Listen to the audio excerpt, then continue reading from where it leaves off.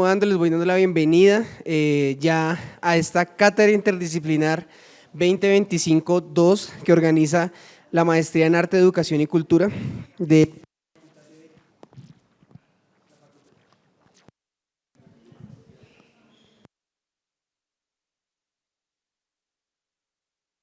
la Facultad de Bellas Artes de la Universidad Pedagógica Nacional de Colombia. En esta oportunidad, la cátedra se abrió ayer con el lanzamiento de la revista Pensamiento, Palabra y Obra, y hoy va a ser la inauguración de nuestra invitada internacional del evento académico del coloquio de ponencias. Hoy tenemos como invitada a la doctora Xochitl Leiva Solano de Chiapas, México, quien nos va a contar un poco de su trabajo y toda su trayectoria en el campo de la investigación con relación a estos libros que nos va a presentar más adelante.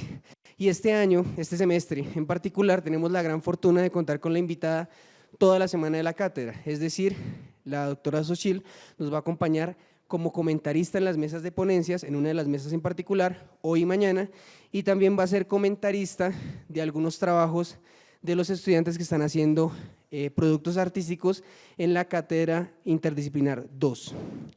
Después de la charla de la doctora Xochitl, que le vamos a dar un tiempo un poquito más largo de lo que está en la programación, por si acaso, viene la mesa de ponencias que va a comentar ella, pero que integran los estudiantes Johan Torres Cotrino, Alexander Parra, Carla Jiménez y Edixon Linares. Ellos van a estar exponiendo sus ponencias, lo que han trabajado en este semestre de la cátedra 1, aquí, en este espacio, en el Torreón, junto con Xochitl y con los que se quieran quedar. Y después tendremos dos mesas más, alterno tendremos dos mesas más, que es la mesa Arquitectura, Ciudadanas, Paisajes y Espacios Públicos, que será moderada por mí y comentada por el profesor Juan Camilo, y estarán los estudiantes Dexia Andrade, Daisy Gómez y Aida Lucero. Y la última mesa, son 3 mesas nomás, es Máscaras y Espejos, Lenguajes de Afirmación, que la moderará el profesor Óscar Salamanca, la comentará Lorena Luengas, y los ponentes externos serán, tenemos un ponente externo en la Universidad Nacional que es Alexander Castillo Morales, y nuestros estudiantes Ricardo Sosa, Enrique Salamea, Mateo Mora y Marbel Martínez. Entonces, sin más, le doy la bienvenida a la doctora Xochitl y los dejo en manos de ella. Muchas gracias por asistir y espero nos acompañen no solo a este evento, sino a todos los eventos a lo largo de esta semana. Muchas gracias. Muchísimas gracias al colega Hernán, sobre todo toda esa maestría de arte, educación, cultura, por donde quedó la decana, ya se me fue, allá arriba, la decana, la vicerrectoría, la rectoría, el editor de la revista Pensamiento, Palabra y Obra. Gracias por este cruce y sobre todo a ustedes por venir, porque ayer que había poquitos ya estaba yo asustada y dije, madre mía, no va a llegar mañana nadie. Entonces, dado que hay mucha asistencia, hay mucho interés de mi parte de seguir conociendo, por eso dije voy a llegar toda una semana, porque la invitación venía así amplia y así fue como me pareció importante, porque si vamos a empezar Chiapas y esta maestría un camino largo de acompañamiento, pues es necesario conocernos bien. Ahora me tocó a mí venir acá, ya les tocará a ustedes, esperemos ir para allá. Y así que podamos ir construyendo sobre todo prácticas de conocimiento.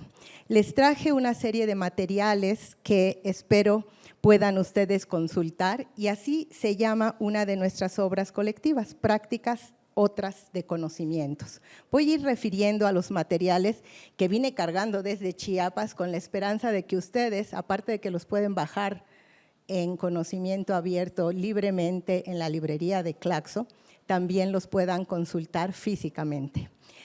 Cambié el título de mi participación después de escuchar ayer y había yo leído la revista en el número 33, entonces afiné algunas cuestiones porque me di cuenta que tenemos muchas afinidades y que de esas afinidades va a ser más fácil espejearnos y poder seguir construyendo en diálogo.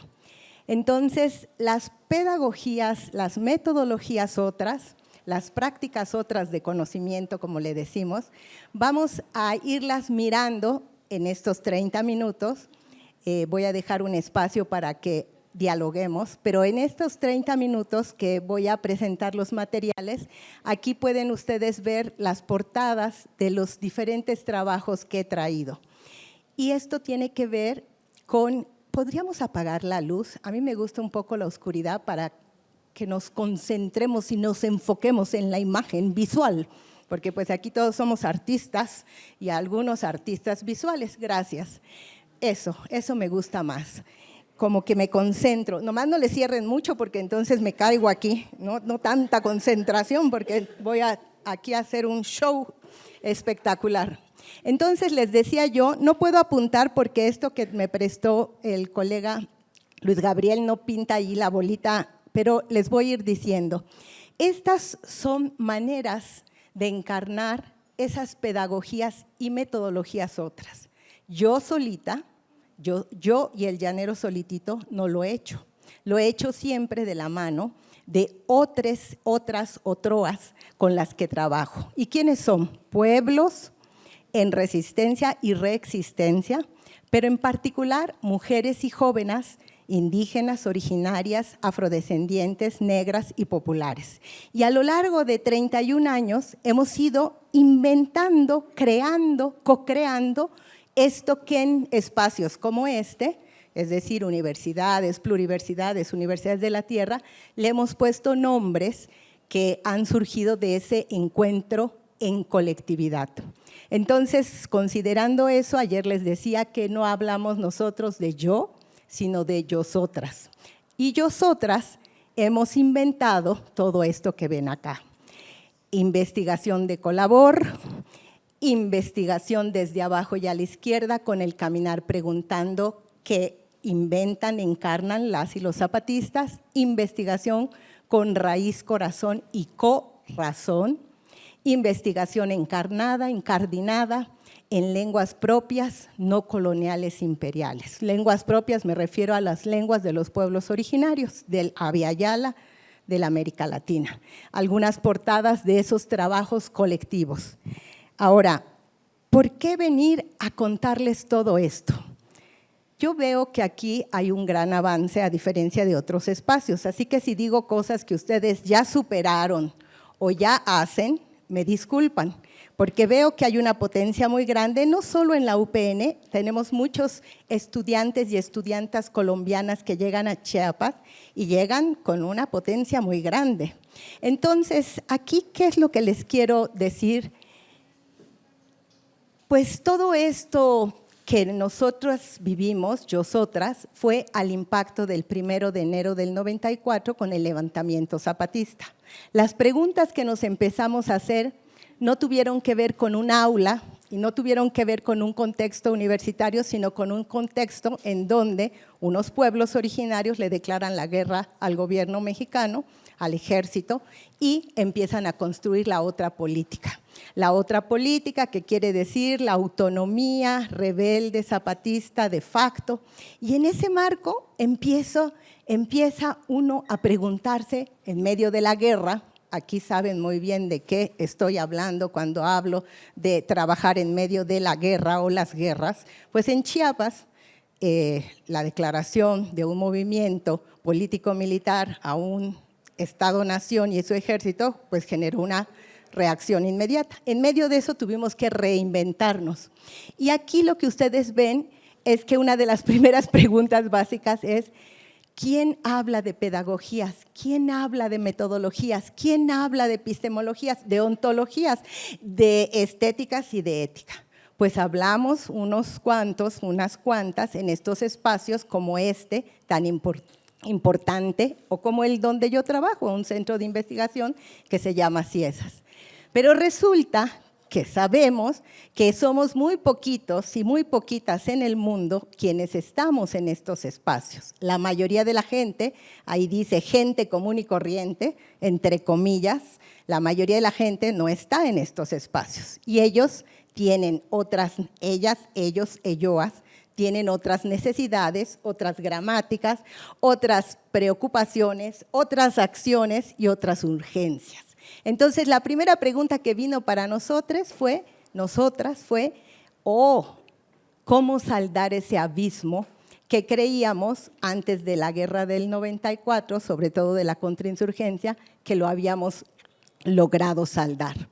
Entonces, ¿cómo hacer, a la luz de lo que estábamos viendo que estaban haciendo las comunidades zapatistas, cómo hacer una pedagogía, una metodología, una investigación que estuviera lo más libre de extractivismo, violencias epistémicas y a incluso epistemicidio que se practica de muchas maneras diferentes en muchos contextos como los que habitamos? Entonces, les voy a hablar no teóricamente en abstracto masculinista, sino les voy a hablar en teoría encarnada, cómo fuimos enfrentando en esos últimos 31 años estas preguntas, pues les pueden llamar ontoepistémicas, ¿verdad? Del ser en un tiempo y en un espacio, con una responsabilidad de conocer, saber, aprender con otros y otras. Entonces, en ese marco, aquí está, si ven ustedes el lado derecho, tenemos una de las portadas de nuestro tomo 1 de Prácticas Otras de Conocimiento. Este es el tomo 3, perdón, no el 1. Pero entonces, ¿cómo decirles a ustedes que hemos caminado? Bueno, pues más que recetas, venir a decir estas son las recetas de lo que hay que seguir, lo que queremos aquí, lo que quiero aquí es poner pistas que seguro resonarán con lo que ustedes están haciendo en la investigación. ¿Por qué? Bueno, porque estamos en el mismo camino. Somos profesores, profesoras, investigadores, creadores, artistas y todo eso junto y a la vez. Entonces, ¿qué hemos venido reflexionando? A ver, aquí está la primera, ¿no? Son pistas y a ver si en la parte de compartición, que esperamos nos alcance el tiempo, ustedes pudieran también decir qué tanto se espejean con estas pistas. Primero, la primera es, ¿qué tanto hemos podido en 31 años nosotros pensar desde las formas propias gramaticales, desde las formas propias de nombrar de la gente, de entender el mundo, sin la necesidad de imponerle nuestros marcos teóricos? ¿Qué capacidad hemos tenido? Y lo voy a hacer todo en pregunta para que no suene como recetario a seguir. ¿Y cómo lo hemos hecho?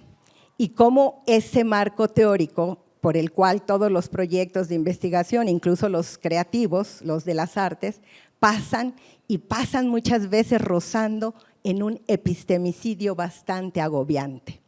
Segundo, ¿cómo hemos buscado evitar las ventriloquías? Hablar por el otro en lugar del otro. Hablar de una manera en que pareciera que los sujetos, las sujetas, los actores con los que estamos trabajando están hablando y estamos anulando nuestra propia creatividad. Otra más. ¿Cuánto hemos cuestionado nuestros propios teorías académicas universitarias logocéntricas? Yo sé que aquí trabajan con el arte, ya vi lo que hacen. Entonces, para ustedes quizás es muy fácil decir que el logocentrismo ya lo superaron. ¿Lo superaron? ¿Lo superamos nosotros? ¿Nosotras? ¿Yosotras? Otra más. Buscar descentrar lo humano. Yo ya vi el número 33 de la revista y ya sé que andan en todo ese encuentro del humano y lo no humano. Pero, ¿y qué más? ¿Abordan el cosmocimiento? ¿Hemos abordado nosotras el cosmocimiento? Y aquellos pueblos que hablan del cosmobiocentrismo, ¿los conocemos? ¿Conocemos lo que están escribiendo incluso en lenguaje académico? ¿Leemos, bebemos de ese cosmobiocentrismo o solamente leemos a aquellos autores legitimados en el mainstream que hablan de lo humano y lo no humano? Todas son preguntas de nosotras, pero a lo mejor les hacen sentido a ustedes. Aquí vi que sí, esta sí veo que estamos muy parecidos y parecidas. Asumir, encarnar y trabajar desde el conocimiento, entendiendo como el conocimiento que es parcial, qué es situado y qué es encarnado. Y, por supuesto, eso implicó que tuvimos que retar el conocimiento neutral, objetivo y apolítico. Pues imagínense, si estamos en medio de una guerra después del 94 y todavía no hemos salido y cada vez está peor, imagínense si vamos a poder hablar de una ciencia apolítica. Aquí está la portada de otro de nuestros tomos de Prácticas Otras de Conocimiento, una pintura que nos donó el artista maya celtal, Antún Cojtón, quien es uno de los pioneros del arte con raíz maya en el movimiento que hoy es bastante fuerte en Chiapas y en Abya Yala. Voy a ir un poco más rápido con estos otros 5, considerando que trabajamos la interseccionalidad. En la interseccionalidad empezamos a tener cierta claridad, no solo teórica, sino práctica, de que cuando producíamos conocimiento o aprendíamos con otros, teníamos un cruce de clase, raza, sexo, género, generación, pero nos faltaba especie, lo humano y lo no humano, porque en la idea original que nos llega de interseccionalidad desde los feminismos, el feminismo, no estaba esa parte. Luego, tuvimos que cuestionar eso de producción del conocimiento. Todo el mundo ahí lo tiene y como que así es, ¿no? Producimos conocimiento. Pero nos dimos cuenta que era parte de la economía política del conocimiento, que tiene que ver con el capitalismo académico, el neoliberalismo académico, y entonces tuvimos que hacer todo un levantamiento insurreccional, epistémico, rebelde, para hablar de co-crear conocimiento, pero no solo hablar, sino ponerlo en la práctica. Luego, desde los feminismos también esto de los privilegios, pero siempre decimos, allá están los privilegios. Aquí no, pero esos mínimos privilegios que sí están aquí, ¿cómo juegan un rol en esa creación de conocimiento? Otra más, visibilizar, ayer lo decía Andrés, tensiones, conflictos y contradicciones. Nuestros proyectos de investigación, uno los lee y dice, wow, qué panacea de proyecto, qué maravilla, pero todas las tensiones, conflictos y contradicciones desaparecen. Si acaso tienes una metodología, digamos, feminista, radical, aparecen como fuentes de tensión creativa. Aquí aprendimos a poner esas fuentes de tensión creativa sobre la mesa. Entonces, un último elemento que aprendimos a lo largo de este tiempo fue que cualquier proceso de aprendizaje implica un proceso larguísimo y complicadísimo y dolorosísimo de desaprendizaje. Hablamos de aprender, aprendemos, estamos aprendiendo, aprendemos, pero realmente lo que estamos haciendo en la mayoría de los procesos cuando usamos metodologías descoloniales, despatriarcales, descolonizadoras, es ese proceso de desaprendizaje. Ahora, ustedes dirán, bueno, pues esos son elementos muy abstractos. ¿Cómo lo han hecho en concreto en Chiapas? ¿Con quiénes? ¿Dónde? ¿Cómo? El cómo, que bueno, en metodológico es la clave, ¿no? El metodológico en ciencias sociales se llama metodología, ¿no? El cómo se llama metodología, ¿no? Y ahí es donde está el detalle. Y ahí es donde está el mayor problema. ¿Por qué? Pues porque generalmente tenemos procesos con esas 10 pistas que les puse de cómo nosotros nos hemos dado esas pistas para nosotras mismas, yosotras mismas. Ahora voy a pasar, y también les traje el libro, a hablar de esa experiencia que tuvimos con artistas. Hemos tenido diferentes experiencias. Traje el libro acá para compartirlo. Está para descargar libremente. Al final les vamos a dar unas hojas donde ustedes pueden descargarlo todo completito en conocimiento abierto, que es una política que ayer oí que esta universidad practica y que nosotros y nosotras también. Entonces, aquí voy a hablar de una experiencia concreta que tuvimos con lo que creamos. El primer paso fue que creamos lo que se llama la Red de Artistas Comunicadores Comunitarios Antropólogos de Chiapas, en febrero del 2008. Estas imágenes que ven aquí son las imágenes de quienes nos unimos. Voy a mencionarlos porque es muy importante, porque ellos no eran el objeto de estudio de la antropóloga. Yo soy la antropóloga.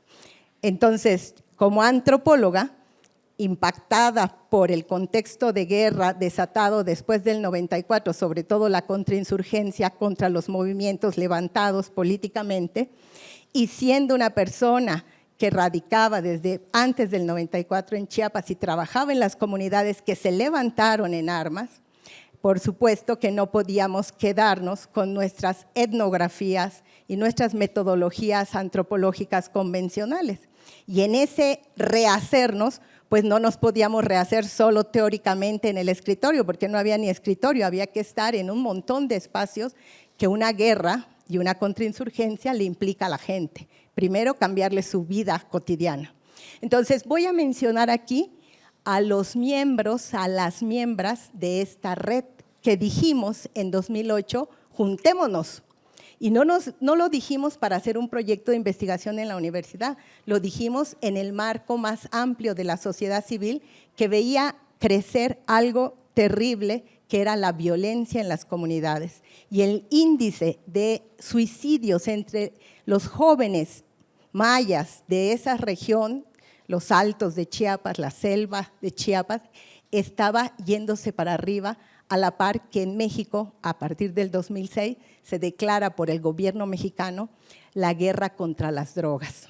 En 2006 empieza eso, en 2006 empieza un movimiento que el zapatismo impulsa, que se llamó la otra campaña, que era hacer la otra política, nosotras mismas como sociedad civil organizada. Ante eso, todo ese contexto que les estoy hablando, pues dijimos, juntémonos los que nos conocemos, nos confiamos y nos amamos. Voy a mencionarlos aquí.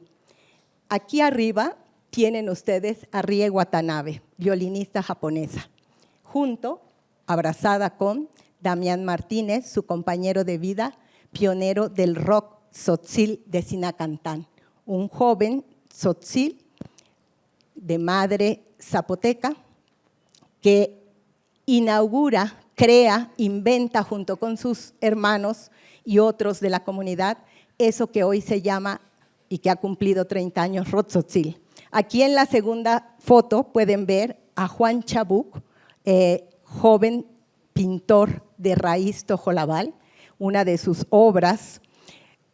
Aquí pueden encontrar a la mitad de la foto a lo que sería un comunicador pionero de la organización Sociedad Civil Las Abejas, que son los sobrevivientes y familiares de la masacre de Acteal, que es una de las masacres más terribles que pasa. Él abre el área de comunicación en esa organización y es comunicador comunitario. En medio de los niños, aquí pueden ver a Agripino Icó Bautista, un joven tzotzil, quien ha estado trabajando la comunicación comunitaria desde una organización.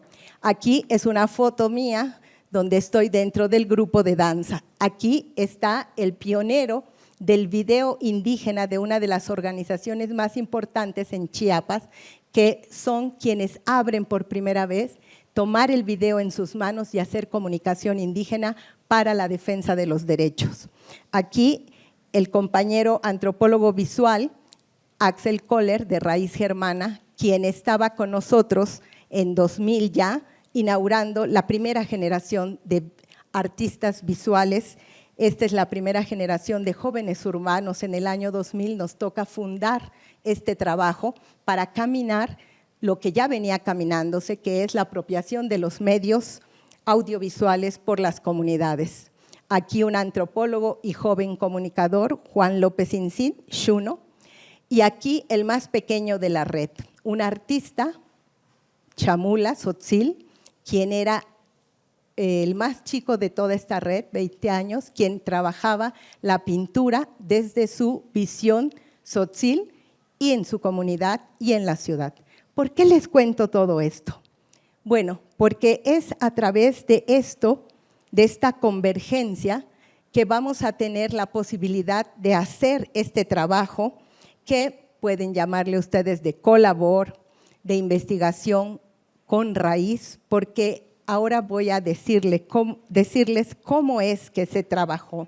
Y ese cómo es que se trabajó fue fundamental para obtener los diferentes materiales que vamos aquí a compartir con ustedes. Primero, vean ustedes ahí, lo que les estoy diciendo es que la clave fue reunirnos en asamblea. Es decir, teníamos la libertad de hacerlo de esa manera porque lo estábamos haciendo fuera de la universidad, pero a la vez estaba impactando a la universidad porque ese trabajar en asamblea implicaba que nos poníamos de acuerdo en qué, en el qué necesitamos,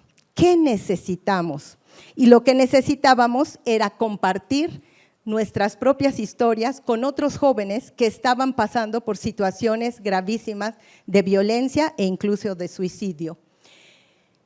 ¿Qué es lo que necesitamos hacer y saber juntos? ¿Y qué es lo que cada uno de los varios que les mencioné sabía hacer? Pues había músicos, había pintores, había antropólogos y había comunicadores. ¿Qué potencia teníamos cada uno y qué podíamos enseñarle a los otros? Esa era la pedagogía de la co-razón y del corazón. Para las culturas mayas celtales, mayas, tzotziles y mayas en general, incluso mesoamericanas, todo tiene vida y el corazón sentipiensa. Entonces, hablar de una metodología basada en el corazón no es solamente un asunto de que el corazón siente, sino que también el corazón piensa. Y el corazón es el centro, no que bombea la sangre para todo el cuerpo, como en biología, sino es el lugar de los recuerdos, de las acciones y de lo sagrado.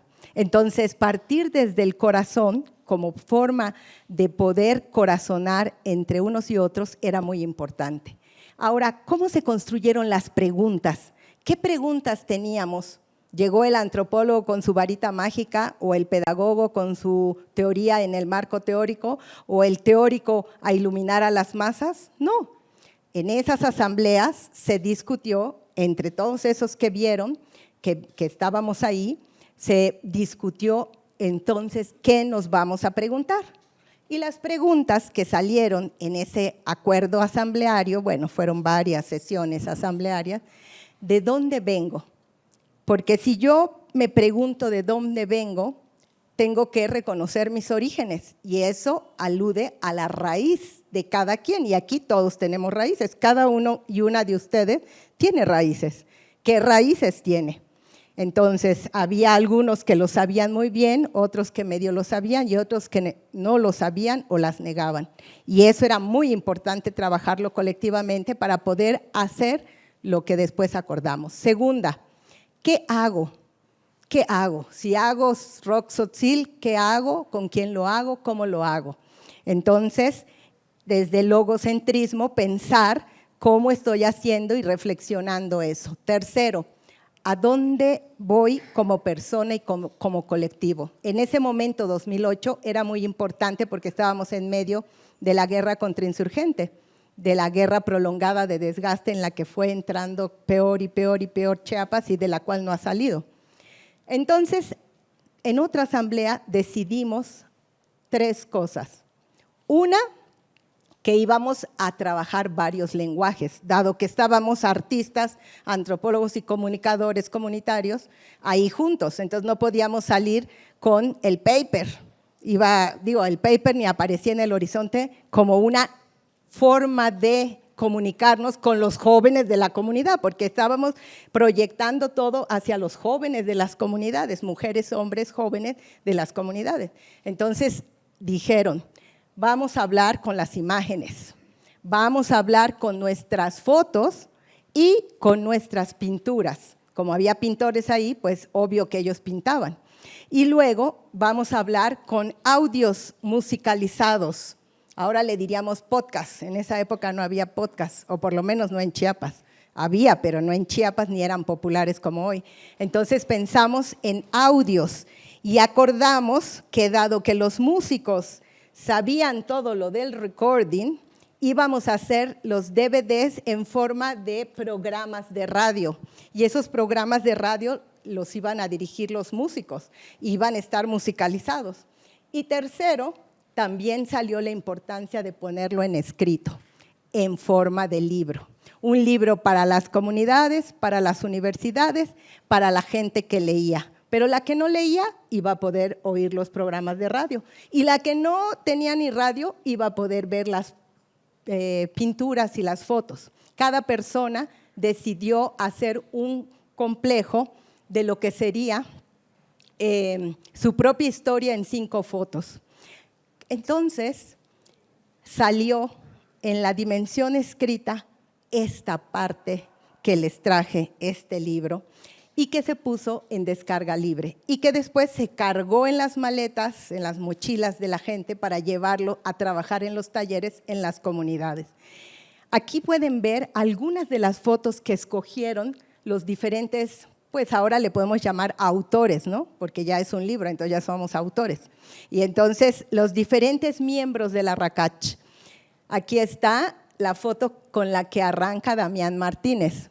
Aquí está él y sus hermanitos en Sinacantán. Esa es una de sus fotos. La acompañó de otras 4 más.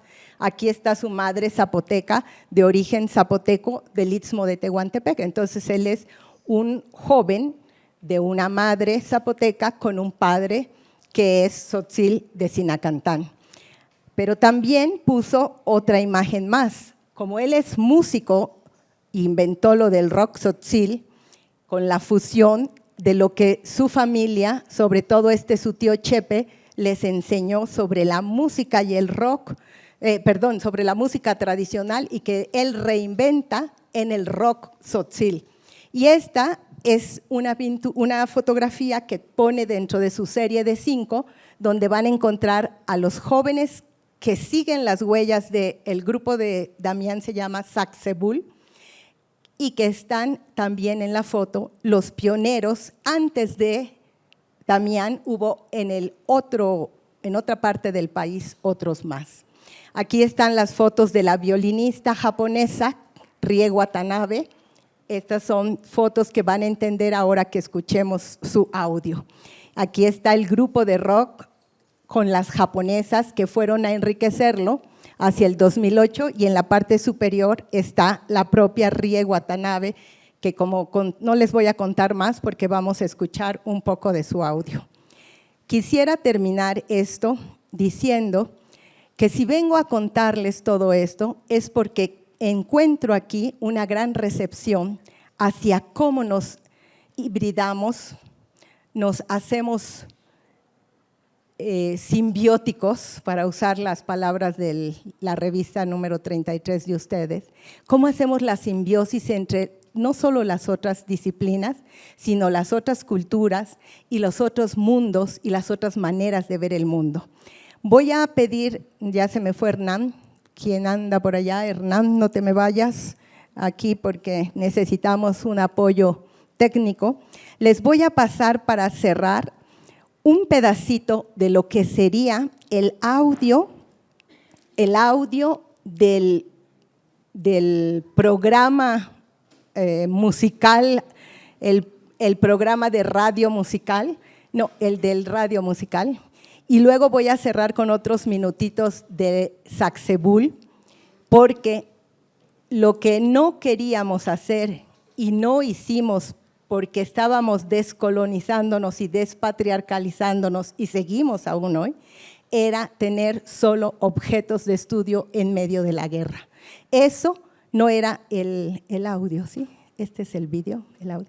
Es esta idea de poder hacer el audio, el que se llama, no, el audio, no. Ríe. Sí. Vamos a escuchar y les voy a pedir que, permítame. Les voy a pedir que cierren los ojos, así como cuando ustedes están cansados y queriendo meditar y ya basta de tanto rollo la Xóchitl, y que se conecten con Rie en pues les digo, decíamos programas de radio. este programa es uno de los 10 que componen el audiolibro y es uno de los materiales que, no este, sino los 10 audios, uno de los materiales que más corrió por todos lados. El libro, sí, pero con sus límites. Para empezar, pesa 1,5 kilos. Entonces, como quisimos que fuese de papel cuché para dignificar la producción, pues pesa un montón. Entonces, hasta eso corría en contra de la letra escrita. Sin embargo, llegó a muchos lugares digitalmente.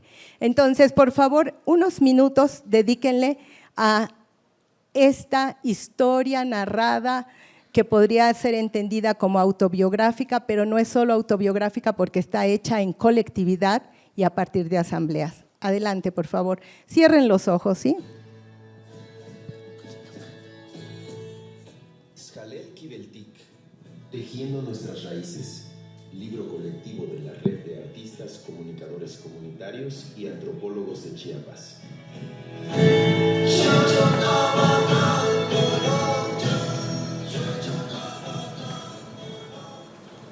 Ríe como miembro de Sacsebul.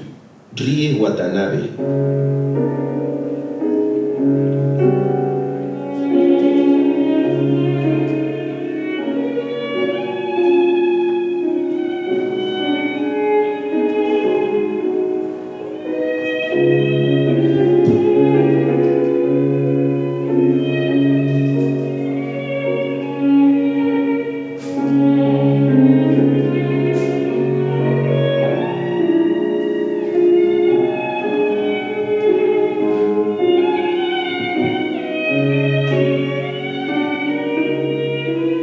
¿De dónde vengo? Nací y pasé los primeros 7 años de mi vida en la ciudad de Yamaguchi, que significa boca de las montañas. Yamaguchi es una ciudad vecina de Hiroshima y se localiza en el suroeste de Japón.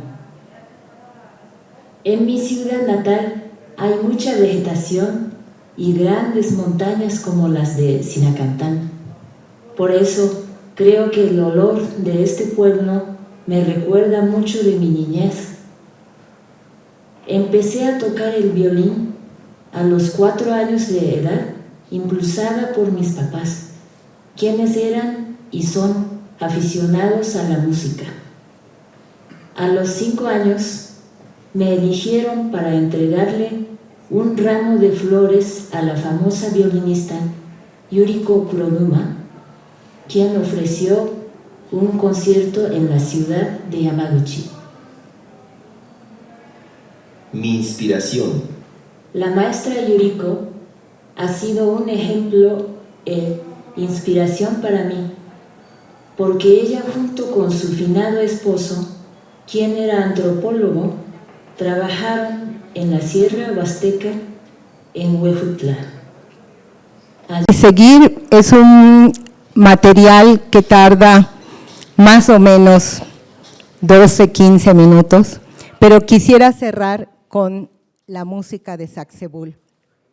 Y también solo vamos a escuchar un fragmento de algo que se considera como el himno maya de las tierras altas, que es la interpretación de Bolonchón, que es ese como himno, como música tradicional, pero reloaded, rehecha al son de este movimiento de rock tzotzil. Vamos a escuchar un pedacito y entonces para ir cerrando escucharemos algunas de sus intervenciones. Un pedacito nada más, Hernán.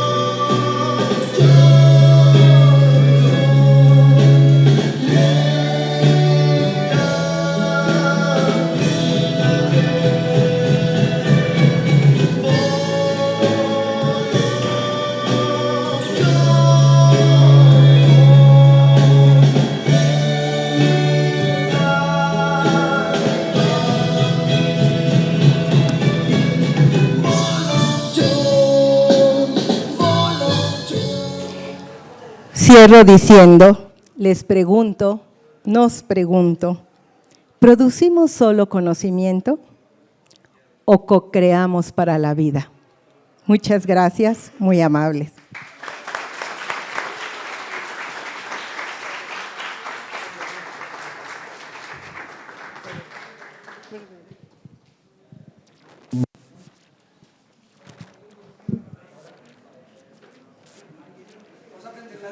Sí, por favor, ya estuvo, ya el sufrimiento de la oscuridad ha sido suficiente.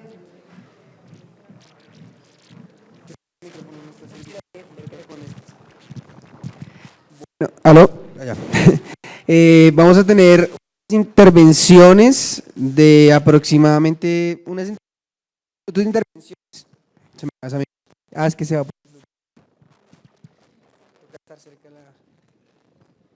Ya. Vamos a tener 5. Soy yo. Las personas que quieran preguntarle algo a la doctora pueden hacerlo en este momento. Para motivos de grabación toca por el micrófono, pero igual, si no se escucha, alzar la voz.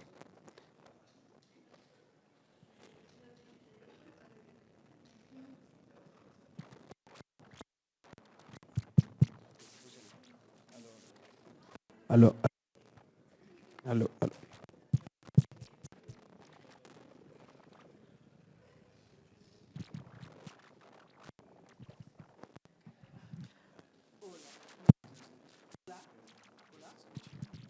Prueba con esto. Hola, ¿me escucha? Muy bien, yo creo que desde el día de ayer estamos reflexionando sobre estas formas otras de entrar en relación con el conocimiento y por supuesto en la relación entre artes y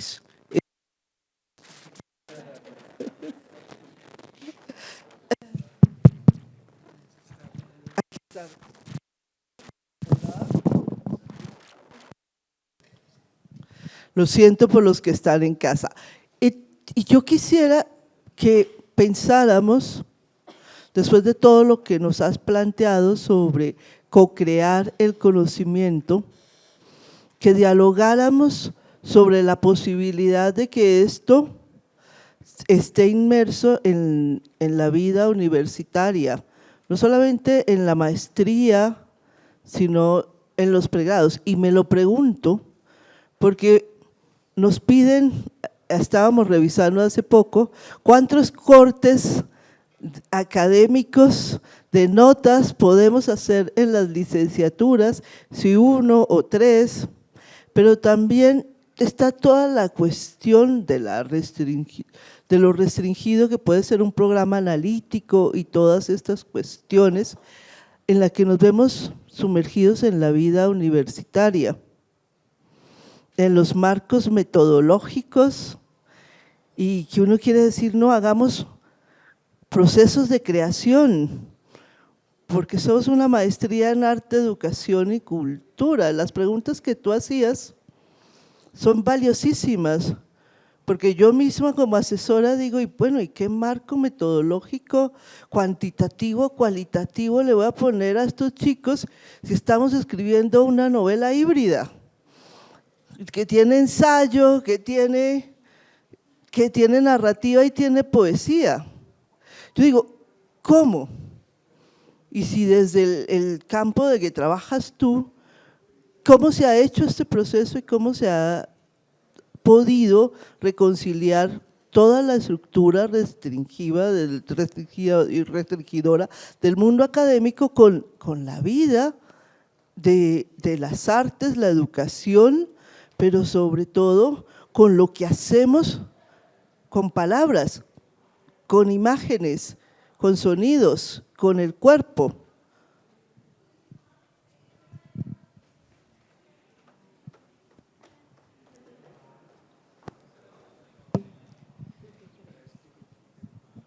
Ya no sé si el silencio es porque callan y otorgan o porque no conectamos, o porque ¿qué? Me voy a ir con la incógnita del silencio.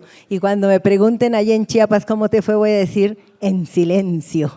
Pero como sabemos, con el zapatismo se gestan, los silencios hablan, ¿no? Entonces allá hay una compañera, pero ¿qué tal si usted levanta la voz? Porque no sé si este va… A ver,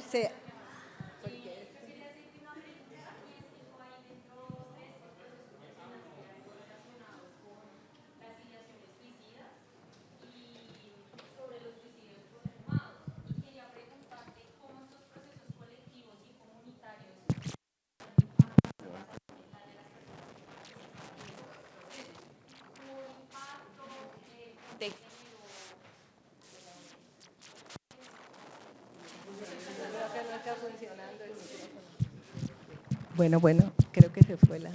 Bueno. A ver. A ver, dale. ¿Ahora?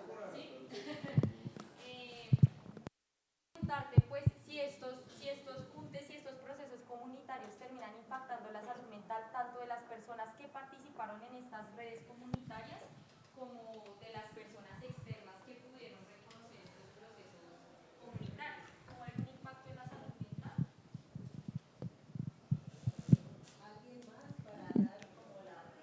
Por acá. Mira, qué bello, yo iba a preguntar algo muy parecido. En este momento estamos pasando por un momento muy difícil en la universidad, en la licenciatura. Un compañero se suicidó hace 10 días y quería preguntarte precisamente algo similar respecto a si pudieron encontrar herramientas, qué tipo de herramientas encontraron en el colectivo para trabajar con los y las jóvenes que a veces tan abrumados nos encontramos frente a las realidades de la vida misma. Entonces, eso.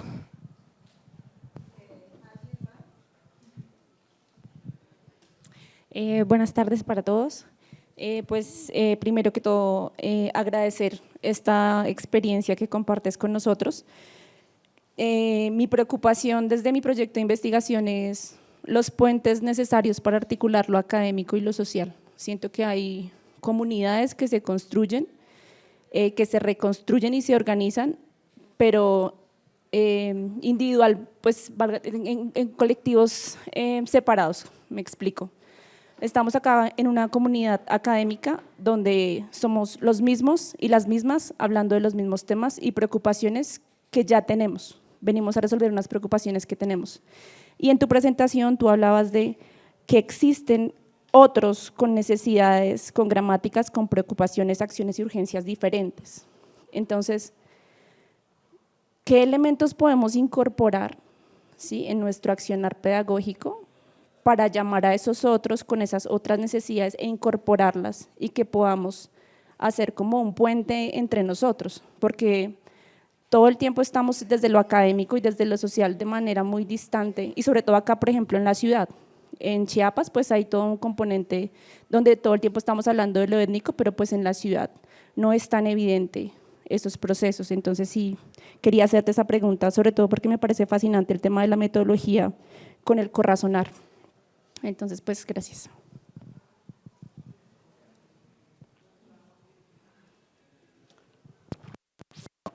Bueno, creo que lo que pasa es que cuando uno se prende, el otro se apaga. Ya, parece que sí hay ahí algo. Bueno, muchas gracias porque ya no me voy a ir con esa sensación de la desconexión, aunque parece que estamos en el espacio común de estas minorías que somos, pero también pueden darse desconexiones, pero ya salieron las conexiones.